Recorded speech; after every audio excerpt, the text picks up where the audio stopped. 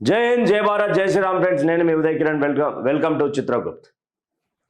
పెద్ద ఎత్తున పాత బస్తీలో తెలంగాణ వ్యాప్తంగా గోమాతలను అడ్డగోలి అమ్ముతున్నటువంటి వైనం. ఏ పర్మిషన్స్ లేకుండా, ఎలాంటి పర్మిషన్స్ లేకుండా కొన్ని అవధులు ఉంటాయి గోమాతను కూడా చంపడానికి. అలాంటివి ఏమీ లేకుండా అడ్డగోలిగా బజార్లో అమ్మకాలు చేస్తూ ఉన్నారు. దీనిపై గోషామహల్ ఎమ్మెల్యే రాజాసింగ్ స్వయంగా తానే బండి మీద తిరుగుతూ ఎక్కడెక్కడ ఏ ప్లేస్లల్లో ఇంత ఖచ్చితంగా పాత బస్తీలో ఎంఐఎం అధినేత అనుకోవచ్చు, హైదరాబాద్ పార్లమెంట్ సభ్యుడు ఎంపీ అసదుద్దీన్ ఆధ్వర్యంలో, తన తమ్ముడు అక్బరుద్దీన్ ఆధ్వర్యంలో, ఎంఐఎంకి సంబంధించినటువంటి ఏడు మంది ఎమ్మెల్యేల ఆధ్వర్యంలో ప్లస్ 40+ కార్పొరేటర్ ఆధ్వర్యంలో గోమాతలను గోవులను ఈజీగా చంపే ప్రయత్నం చేస్తూ ఉన్నారంటూ క్లియర్గా ఒక వీడియోలు రిలీజ్ చేశాడు గోషామహల్ ఎమ్మెల్యే రాజాసింగ్. అయితే ఇక్కడ మనం ఒకసారి మన బ్యాక్ సైడ్ చూసుకోవచ్చు. బక్రీద్ కోసం బజార్లో అడ్డగోలుగా అమ్మకాలు. పాత బస్తీలో గోమాతను కాపాడేది ఎవరు? క్లియర్గా కింద ఒకటి చూడొచ్చు.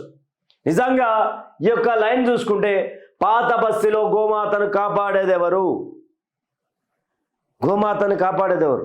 బక్రీద్ వచ్చిందంటే అడ్డగోలిగా బజార్లో నిలబెట్టి మనం గోమాత అని ఎందుకంటే ఒక తల్లిలా చూస్తాం, ఒక దైవంలా చూస్తాం గోవును. అలాంటిది ఎలాంటి పర్మిషన్స్ లేకుండా చంపుతున్నారు, అలాగా అడ్డగోలిగా చేస్తూ ఉన్నారంటూ రాజాసింగ్ మరొకసారి వీడియోనైతే రిలీజ్ చేసిండు. ఆయన తిరిగిండు ఆ ప్లేసెస్. అయితే ఇక్కడ రాజాసింగ్ ట్వీట్ చేసిండు, I personally visited multiple areas in Hyderabad and found that cow calves are openly being sold for slaughter ahead of Bakrid, a serious violation of animal protection laws and threat and to communal harmony. ఇక్కడ పశు సంరక్షణకు సంబంధించి, Animal సంరక్షణకు సంబంధించినటువంటిది violation చేస్తూ ఉన్నారు అంటూ కూడా ఒక పెద్ద ఎత్తున ఆయన ఆరోపణలు చేస్తూ ఉన్నారు. చూద్దాం ఒకసారి అసలు ఆ వీడియో చూసిన తర్వాత ఏ ఏరియాలలో ఇలాంటి పరిస్థితులు ఉన్నాయో ఒకసారి చూసే ప్రయత్నం చేద్దాం. ఒకవేళ మీకు క్లారిటీ లేకపోతే మా దాంట్లో కూడా ప్లే చేస్తాం ఈ వీడియో, ఒకసారి చూసుకోవచ్చు. నడి రోడ్డు మీద ఎలా కట్టేసి ఉన్నారో చూడొచ్చు. ఈ యొక్క ప్రాంతాలలో ఇవన్నీ కూడా మొత్తానికి పాత బస్తీలో అడ్డు అదుపు లేకుండా గోవులను చంపే ప్రయత్నం చేస్తూ ఉన్నారు ఈజీగా. ఇక్కడ ఇవి కూడా చంపడానికి బక్రీద్ కోసమే అని చెప్పేసి కూడా రాజాసింగ్ ఆరోపణ చేస్తూ ఉన్నటువంటి విషయం. అయితే రాజాసింగ్ గారు ఏం మాట్లాడారో ఒకసారి చూపించే ప్రయత్నం చేస్తా. ఇవాళ హైదరాబాద్ పార్లమెంట్లో ఇంకా వేరే పార్లమెంట్లో ఏ విధంగా ఈ బక్రీద్ సందర్భంలో ఆవులు కానీ, ఎద్దులు కానీ, చిన్న చిన్న దొడలు కానీ కొయ్యనికి ఏ విధంగా తీసుకొని వచ్చినారో నాకైతే తెలియదు. కానీ ఇవాళ నేను ఇప్పుడే హైదరాబాద్ పార్లమెంట్లో ప్రతి ఒక్క డివిజన్ బైక్ పైన తిరిగి మీకు నేను అప్డేట్ చేస్తా, ఏరియా సహా నేను మీకు అప్డేట్ చేస్తా. ఎక్కడెక్కడ ఓపెన్గా ఇన్లీగల్గా ఈ ఎద్దులు అమ్ముతున్నారు. ఇంకా రూమ్ లోపల అయితే నేను వీడియో తీయలేను. అక్కడ ఆవులు కూడా, చిన్న చిన్న దొడలు కూడా దాపెట్టి అమ్ముతున్నారని కూడా మాకు ఇన్ఫర్మేషన్ వస్తుంది. ఇవాళ నేను ముఖ్యమంత్రి గారికి, డీజీపీ గారికి అడగాలనుకుంటున్నా. సుప్రీంకోర్టు ఎన్నోసార్లు ఆర్డర్ కూడా ఇచ్చింది, ఆవు, ఎద్దు, దొడలు కోయకూడదు. కానీ ఇన్లీగల్గా ప్రతి బక్రీద్ సందర్భంలో హిందువులకి మనోభావాలకి దెబ్బ తగిలేలాగా అట్లాంటి ఎంఐఎంఎల్ గుండోలు సహకారంతో ఆవులు, ఎద్దులు కోయనికి రోడ్డు పైన అమ్ముతున్నారు. గవర్నమెంట్ ఏం చేస్తుంది, పోలీస్ ఏం చేస్తుంది అని అడుగుతున్నా. అదేవిధంగా సుప్రీంకోర్టు చట్టాన్ని కాపాడే బాధ్యత మా పైన కూడా ఉంటుంది. ఇవాళ నేను ఈ వీడియో సుప్రీంకోర్టు వరకు కూడా పంపిస్తా, హైకోర్టు కూడా పంపిస్తా. నేను మెజిస్ట్రేట్లకి రిక్వెస్ట్ చేస్తున్నా, తెలంగాణ గవర్నమెంట్కి, అదేవిధంగా పోలీస్ డిపార్ట్మెంట్ అధికారులకి మీరు కూడా అడగాలి, ఈ విషయం అడగాలి. సుప్రీంకోర్టు చట్టాన్ని, హైకోర్టు చట్టాన్ని కాపాడే బాధ్యత గవర్నమెంట్ది, పోలీస్ది ఉన్నది. ఎందుకు కాపాడలేదు అది మీరు కూడా అడగాలని నేను మా మెజిస్ట్రేట్ వాళ్ళకి రిక్వెస్ట్ చేస్తాను. అయితే ఏమంటా ఉన్నారో చూస్తా ఉన్నాం. ఒకసారి ఆయన బండి మీద పోయినటువంటి విజువల్స్ కూడా ఆయన విడుదల చేసినటువంటి ప్రక్రియల అయితే శివునికి ఎదిగి సుప్రీంకోర్టు గతంలో ఆర్డర్స్ ఇచ్చింది, హైకోర్టు ఆర్డర్స్ ఇచ్చింది, ఎద్దులను కానీ ఆవులను కానీ ఆవు దూడలను కానీ చంపరాదు అని చెప్పేసి ఆర్డర్లు ఇచ్చినా కూడా ఇక్కడ ఎంఐఎం సంబంధించినటువంటి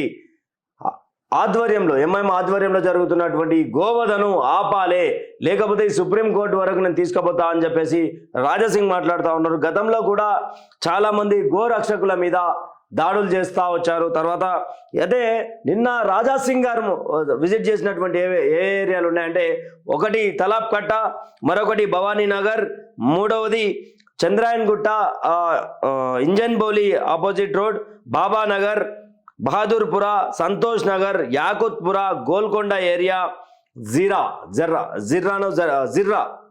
ఈ యొక్క 9 ప్రాంతాల్లో పెద్ద ఎత్తున ఇల్లీగల్గా అమ్ముతా ఉన్నారు. అలాంటి పర్మిషన్స్ లేకుండా అమ్ముతా ఉన్నారు. దీనిపై తెలంగాణ రాష్ట్ర ప్రభుత్వం పూర్తి స్థాయిలో పెద్ద ఎత్తున ఆలోచించి నిర్ణయాలు తీసుకోవాలి. ఇది కమ్యూనల్ ఇష్యూ వచ్చే అవకాశాలు ఉన్నాయి, లా అండ్ ఆర్డర్ ఇష్యూ వచ్చే అవకాశాలు ఉన్నాయి.